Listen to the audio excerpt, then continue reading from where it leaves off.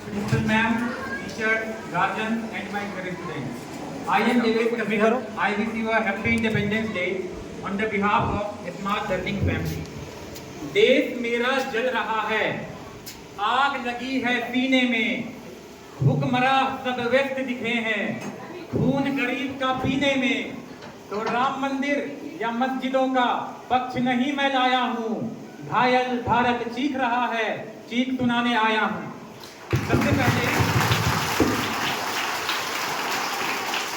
पहले मैं अपने निदेशक महोदय और अपनी प्राचार्य महोदया का बहुत बहुत आभार व्यक्त करना चाहूँगा, जिनके वजह से आज मुझे आप सबों के सामने खुद का विचार रखने का मौका मिला।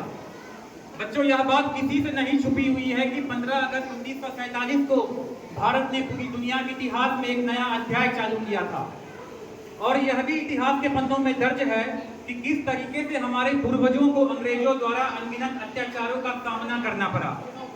भले ही हम कहें कि हम उनके दुखों को समझ सकते हैं, मगर हम उनके संघर्षों की कभी कल्पना नहीं कर सकते। भारत एक बहुसांस्कृतिक और बहुभाषी देश है, और यही कारण है कि हमारी शक्ति हमारे विविधता में छुपी हुई है। हमारे देश की भूमि एक समृद्ध भूमि है, जहाँ विभिन्न प्रकार के सांस्कृतिक, सामाजिक, धार्मिक एवं नैतिक मूल्यों का अनुसरण करने वाले लोग रहते हैं। बच्चों, भारत को आजादी मिले महज 4 वर्ष में नहीं हुए थे, और भारत एक गणतांत्रिक देश बनकर और मजबूत बन गया। आजादी का मतलब बच्चों सिर्फ वही व्यक्ति समझ सकता है जिसने कभी गुलामी की हो। उसको भाग्यशाली समझिए कि हमने एक आजाद भारत में जन्म लिया है, और हम अपनी आजादी का जिम्मा हमेशा उन सेनानियों को देते हैं जिनकी कभी हार न मानने वाली भावना ने हमारे देश को आजादी के मार्ग पे आगे बढ़ाया था। आजादी के पहले का जीवन, मैं आपको बता दूं, आजादी के पहले का जीवन दुखों के अलावा और कुछ नहीं था। आजादी के इस संग्राम में न जाने कितने परिवार बिखर गए, जिंदगी दुखों से भरी हुई थी और हमारा भविष्य अंधकार में लग रहा था। लेकिन हमारे उन्हीं सेनानियों के अथक प्रयासों के कारण हमारा मुल्क 15 अगस्त 1947 को एक आजाद मुल्क बन गया। और हम गांधी जैसे महान शख्सियत को कैसे भूल सकते हैं, जिन्होंने अहिंसा के मार्ग पर रहते हुए हमें युद्ध लड़ना सिखाया। बच्चों, अक्सर कहा जाता है कि चाहे आप कितनी भी ऊंचाई पर हों, उन जड़ों को हमेशा याद रखें जिन्होंने आपको बड़ा किया है। अगर आज हम और आप इस आजाद भारत में आजादी की सांस ले रहे हैं, तो इसका सारा जिम्मा हमारे उन्हीं सेनानियों को जाता है। निसंदेह भारत दुनिया का सबसे बड़ा लोकतंत्र है, और यही कारण है कि यहाँ सभी धर्मों के लोग एक साथ रहते हैं। राहत इंदौरी साहब की प्रसिद्ध कविता की 2 लाइनें मैं बोलना चाहूंगा। हम अपनी जान की दुश्मन को अपनी जान कहते हैं, हम अपनी जान की दुश्मन को अपनी जान कहते हैं, मोहब्बत के इसी मिट्टी को हिंदुस्तान कहते हैं, हिंदुस्तान कहते हैं।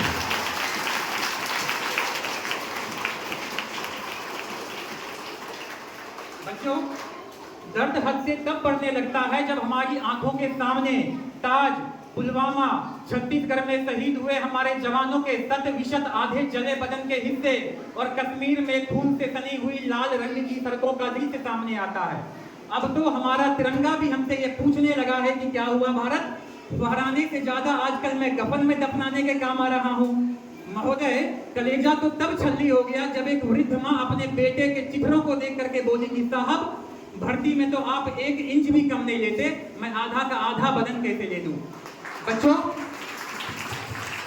आज कुछ मानवाधिकारों के कारण इन आतंकियों की हिम्मत बढ़ती है, हमारे जवानों की आंगन की तुलसियां रोती है जब एक विधवा की वेदना हमसे चीख चीख कर कहती है कि प्यार भी भरपूर गया, मांग का सिंदूर गया, नन्हे नन्हे बच्चियों की नादानियां चली गई, और आपके लिए तो एक आदमी मरा है साहब, हमारे घर की सारी खुशियां चली गई, हमारे घर की सारी खुशियां चली गई।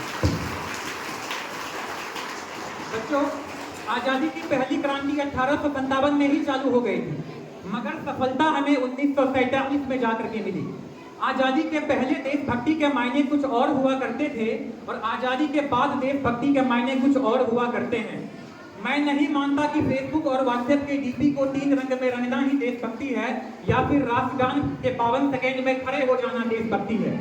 अगर आप कहेंगे कि साल में हाथ में 2 बार तिरंगा ले लेना देशभक्ति है, तो मैं आपसे पूछता हूं कि सड़कों पर तिरंगा बेच रहा वो बच्चा, क्या आप उसे उसकी देशभक्ति कहेंगे?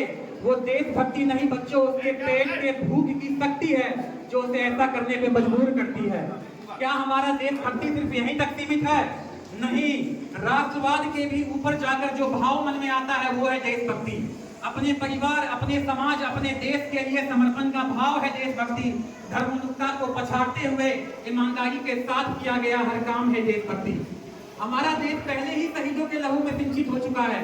अब उसे सीमा पर बहने वाले खून की नहीं, हर एक व्यक्ति के नसों में उमड़ते हुए रक्त की आवश्यकता है।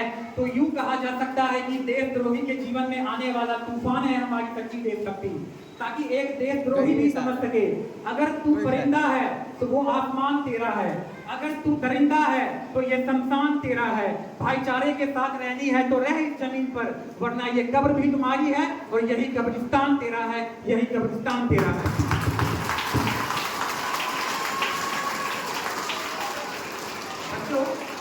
आज के समय में जब भूमंडलीकरण और आधुनिकीकरण हमारी संस्कृति, हमारे अखंडता को खत्म करने में लगी हो, आज जहां इस देश का बुद्धिजीवी वर्ग अंग्रेजी बोलने पर अभिमान और हिंदी बोलने पर शर्म महसूस करता हो, आज जहां इस देश में एटीएमओ की सुरक्षा वातानुकूलित यंत्र कर रहे हैं, वही आजादी के 7 दशकों बाद भी एक गरीब अपने माथे पे एक पंखे के लिए तरसता हो।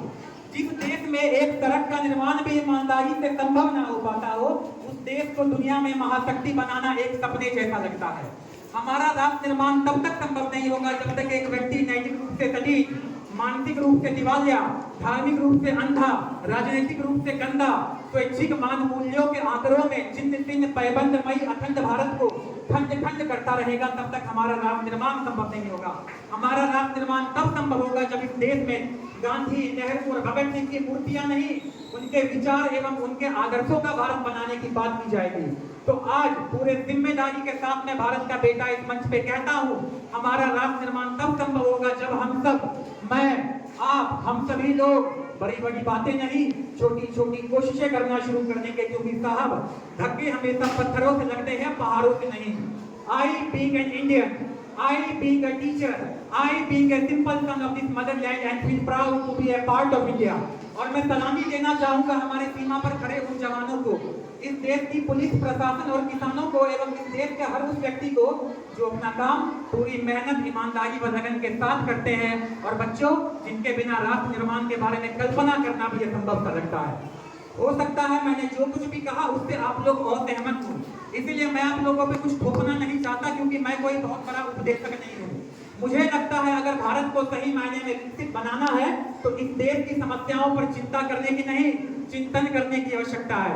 मैंने जो कुछ भी कहा उस पर विचार अवश्य कीजिएगा। और जाते जाते मैं 4 पंक्तियां सबके समझ रखता हूँ, निवेदन है अपनी अपनी हथेलियां बोलिएगा। अंधों को दर्पण क्या देना, बहरों को भजन सुनाना क्या, जो रक्तपान करते उनको गंगा का नीर पिलाना क्या। हमने जिनको तो आंखें दी वो हमको आंख दिखा बैठे, हम शांति यज्ञ में लगे रहे वो श्वेत कबूतर खा बैठे। वो छल पे छल करता आया, हम लगे रहे विश्वासों पर, कितने समझौते थोप दिए हमने बेटों की लाशों पर। अब लाशें भी ये बोल उठी, मत अंतर मन पर घात करो, दुश्मन जो भाषा समझ सके अब उस भाषा में बात करो। वो पाक तुम्हारी धमकी से ये धरा नहीं हिलने वाली, अमर सनातन धरती है कभी नहीं मरने वाली। तुम भूल गए सन 48 पैदा होते ही अकरे थे, हम उन नापाक बकरों की गर्दन हाथों से पकड़े थे। तुम भूल चुके हो 65 को, तुमने पंगा कर डाला था, छोटे से लाल बहादुर ने तुमको नंगा कर डाला था। तुम भूले युद्ध 71 के, जब तुम ढाका पर बैठे थे, 90,000 पाकिस्तानी घुटनों के बल पर बैठे थे। तुम भूल चुके हो कारगिल को, इतिहास में लिखी कहानी थी, इस्लामाबादी गुंडों को जब याद दिलाई नानी थी। तुम सभी दुर्गति भूल गए और अब बवाल कर बैठे हो, है उत्तर खुद के पास नहीं, हमसे सवाल कर बैठे हो। शैतान किसी बच्चे जैसे आलाप तुम्हारे लगते हैं, तुम भूल चुके हो रिश्ते में हम बाप तुम्हारे लगते हैं। जो भरा नहीं है भावों से,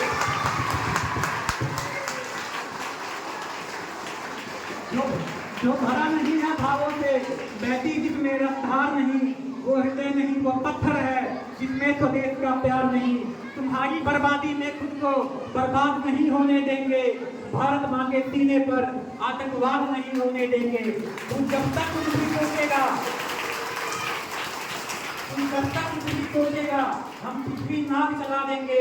तुम जब तक दिल्ली ढूंढेगा हम पूरा पाक चला देंगे, हम पूरा पाक चला देंगे।